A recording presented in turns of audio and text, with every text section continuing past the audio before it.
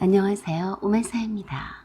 며느리가 시부모님을 모시고 사는 것을 꺼려하는 것처럼 사위도 장인어른과 장모님을 모시고 사는 것을 싫어하는 것은 당연한 이치인지도 모르겠습니다. 저희 시누이도 그랬어요. 시누이는 결혼 후에도 혼자 사시던 시어머니와 합가해서 살고 싶어 했어요. 하지만 시누이 남편은 반대했습니다. 왜냐고요? 사위사랑은 장모사랑이 아니냐고요? 보통 그랬었죠. 백년 손님이라 여기고 떠받들며 우쭈쭈 기를 살려주던 시대는 지난 것 같아요. 물론 지금도 장모 사랑을 듬뿍 받고 있는 사위들도 많을 걸로 압니다. 그런 사위들은 진짜로 장모한테 이쁨을 받을 짓을 하거나 돈을 잘 벌고 딸한테 잘하는 사위들이겠죠. 하지만 장모들도 사위를 대하는 눈높이가 달라져서 무조건 사위에게 잘해주면 딸에게 잘할 것이란 믿음과 신뢰는 많이 희석되어 가는 느낌입니다. 시어머니도 시누이 육아도 돌봐주고 시누이 살림을 도와주고 싶어 하셨어요. 좀 더 정확히 말하자면 시누이 곁을 떠나지 않고 함께 더불어 살고 싶어 하셨습니다. 평생을 아버님 한 분만 의지해서 가정주부로만 사셨는데 막상 아버님이 돌아가신 뒤로는 무척 외로워하셨거든요. 그 흔한 등산 동호회에도 흥미가 없으셨고 친구분들도 많지 않으셔서 우울증까지 왔다고 들었습니다. 그런데도 시어머니는 시누이와 함께 살지 못했어요. 그런데 시누이가 불임 판정을 받고 다니던 직장도 관두고 산부인과에 출입하며 시험관 시술로 늦은 나이에 쌍둥이를 임신하게 되었어요.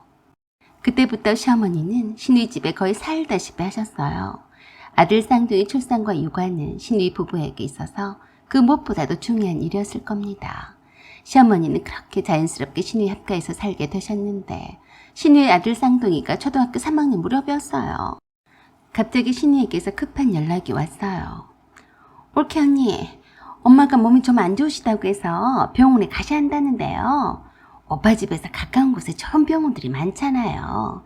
그래서 엄마를 택시 태워서 보내드렸어요. 곧 도착하실 거예요. 그동안 통 연락도 없더니 뜬금없는 말이었어요. 네? 어머니가 집에 오신다고요? 네, 엄마가 몸이 안 좋으신지 여러 달이 되었는데요. 제가 시간이 나야 말이죠. 회사 일도 바쁜 것도 있지만 쌍둥이 요 녀석들을 놔두고 어디로 나다니겠어요. 그리고 엄마도 우리 집에서는 한편 쉬시지도 못하거든요.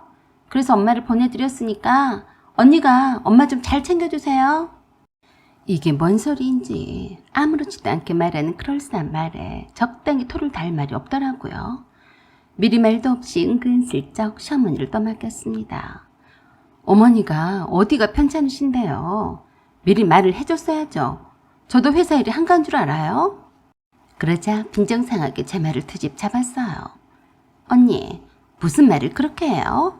언니가 이자꾸 우리 엄마를 얼마나 잘해줬다고 그래요. 계속 내가 엄마를 모시고 산 덕에 언니가 그동안 편하게 살지 않았어요. 엄마 병원 모시고 가는 게 맨날 있는 일도 아닌데 그걸 싫다고 티를 내요. 예의 없이 미리 허락을 구하고 보내드릴 것이지 통보식이라서 그런 건데 싸가지 없이 굴더라고요. 말을 바로 해요. 아가씨가 어머니를 모셨다니 그런 말이 어딨어요. 어머니가 아가씨 아들들 돌보느라 얼마나 힘드셨을 텐데 그래요. 모시고 산 게 아니라 부려먹고 살아놓고선 그래요. 내가 엄마를 부려먹었다고 했어요? 말이면 다야. 우리 쌍둥이 아빠가 싫다는데도 내가 얼마나 사정을 해서 모시고 산 거라고요. 내가 기가 막힌 말이 안 나오네. 어머니가 병이 안 나면 다행이죠. 쌍둥이 육아에 살림까지 떠맡기고 허구한 날 네일샵에 요가에 골프까지 치고 다녔으면서 그래요. 뭐라고요? 내가 그런 말 하니까 그런 거죠. 무슨 상관이에요? 딱 보니까 어머니를 부려먹을 만큼 다 부려먹고 골병든 것 같으니까 나한테 넘기는 거 아니에요? 친자식인 딸도 쓸모없게 된 엄마를 버리는 마당에 얼마나 며느리는 올케가 좋아하라 하겠어요. 그래서 어쩌겠다는 거예요? 아픈 우리 엄마를 돌려보내겠다는 거예요. 뭐예요? 언니랑 오빠가 이젠 쭉 엄마를 모시고 살든지 버리든지 알아서 해요. 라고 하면서 끊고서는 그대로는 연락도 없었어요. 이렇게 구렁이 탐 넘어가듯 시어머니를 예고도 없이 떠맡겼어요.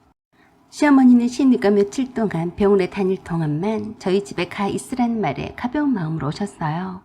하지만 그 다음날에 시어머니 살림살이와 물건을 시누이가 이삿짐 센터를 이용해서 보내오자 아연 실색한 표정이셨어요. 그 일 때문에 시누이와 태판 전화로 싸우셨다고 나중에 들었습니다.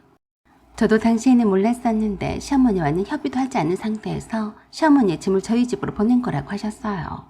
당분간만 시어머니께서 머물다 가실 것처럼 말하더니 대놓고 시어머니를 맡겨버렸어요.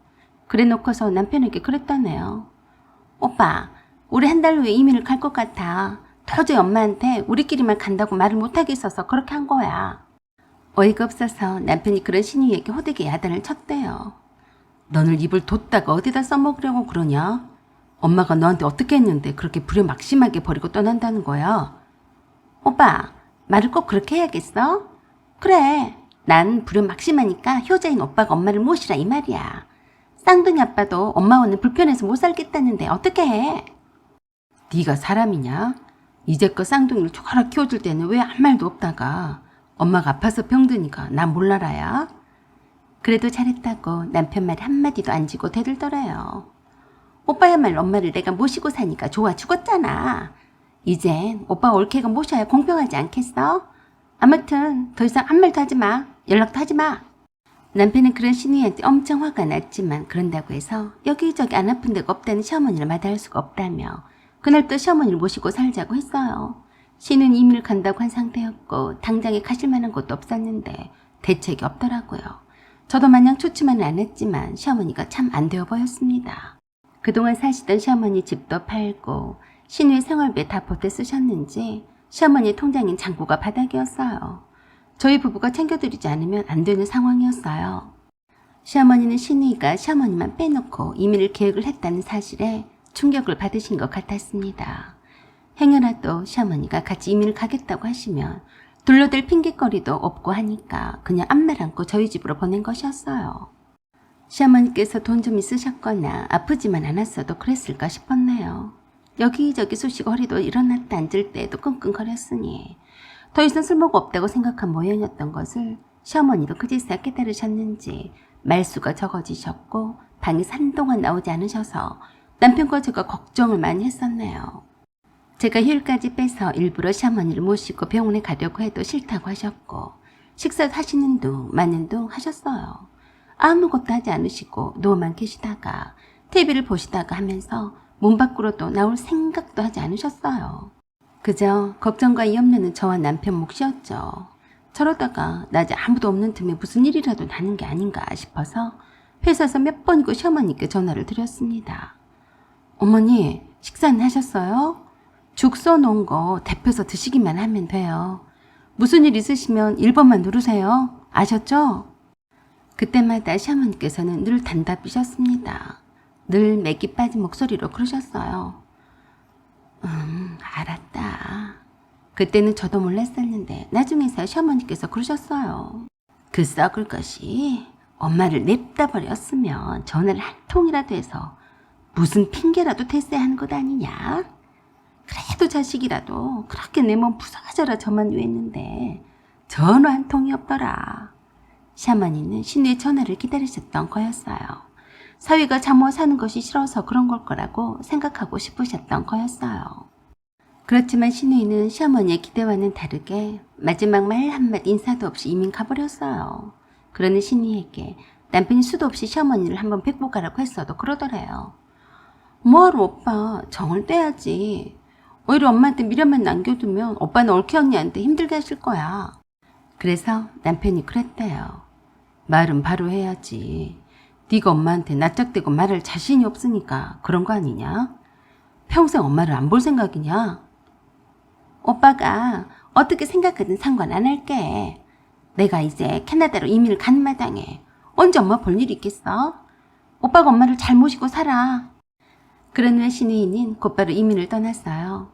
희한하게도 그 소식을 남편에게서 전해드리신 시어머니께서 그 다음날부터 기운을 차리시고 병원에 진료를 받으시러 다니셨습니다. 식사도 잘 하셨고 집 주변에 산책도 다니시고 저녁 식사 준비도 하시곤 하셨어요. 다행히도 병원의 진료 기록 결과를 보니까 큰 병이라 할 수 있는 이렇다 할 소견은 없었어요. 단지 당뇨병 경계 단계라서 고혈압과 심혈관 질환을 조심해야 한다는 것과 허리 디스크도 아직 수술할 만큼 심하진 않다고 했어요. 신우가 시어머니가 많이 편찮으신 것처럼 말했는데 떠맡기려고 뻥쳤다고 생각했어요. 그래도 다행한 일이라 남편과 저는 안심했습니다. 시어머니께서 아무쪼록 건강하게 저희와 함께 사시는 것이 가장 중요하다고 생각했어요. 애들도 웬만히 다 컸기 때문에 낮에는 시어머니께서 집에 혼자만 계셔서 노인대학에도 등록을 시켜드렸어요. 집안일은 거지 소불이 되든지 말든지 신경 쓰지 마시고 편히 계시라고 했습니다. 식사도 밥은 적게 드시게 하고 견과류와 반숙 계란을 간식으로 들고 다니시라고 챙겨드렸고 요거트나 생과일 주스를 때맞춰 갈아 드시라고 소분해 놓고 회사에 출근을 했어요. 어차피 시어머니를 모시고 살 거면 현명하게 대처해야겠다고 생각했으니까요. 솔직히 시어머니께서 처음 오셨을 때 방에 산발적도 나오지 않으시고 말 한마디가 없을 때는 겁을 먹었었거든요. 저러다 큰일이 나는 것이 아닌가 하고요. 그런데 이렇게 건강하게 노인대학도 잘 다니시고 잘 드시는 걸 보니 마음이 편했습니다. 그런 후 수개월이 지났을까요? 시어머니께서 남편과 저를 부르시더니 보험계약서가 들어있는 서류체를 보이시며 그러셨어요. 내가 향이한테 다 준 줄 알았지? 어머니, 이게 뭐예요? 이거 내 보험 증서인데 수익자를 우리 며느리 앞으로 해뒀다.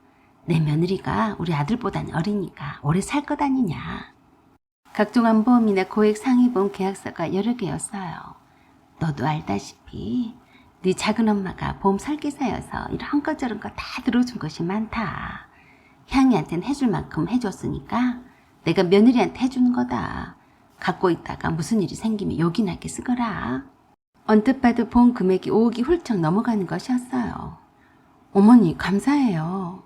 그러자 시어머니께서 그러셨어요. 이것뿐인 줄 아냐? 나 너희들이 모르는 돈 많이 갖고 있다. 향이가 알면 배가 조금 아플 거다.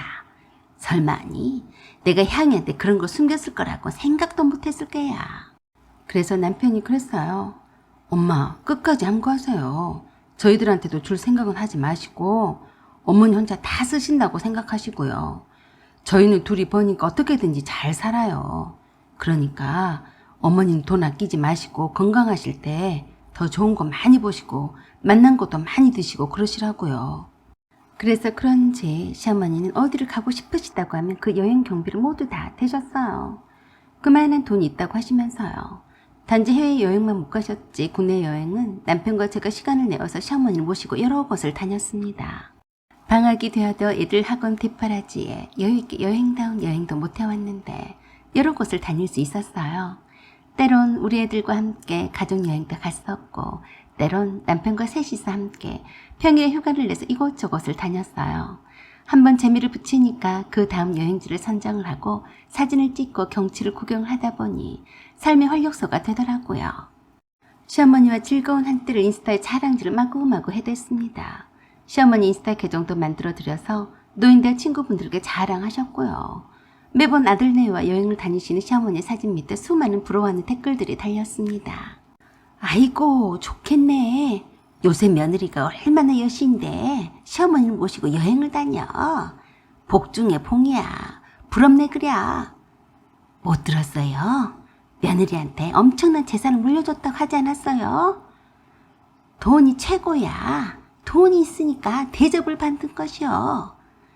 보험금도 며느리 앞으로 5억인가 뭔가 받게 했다던데 또 재산을 줬다고?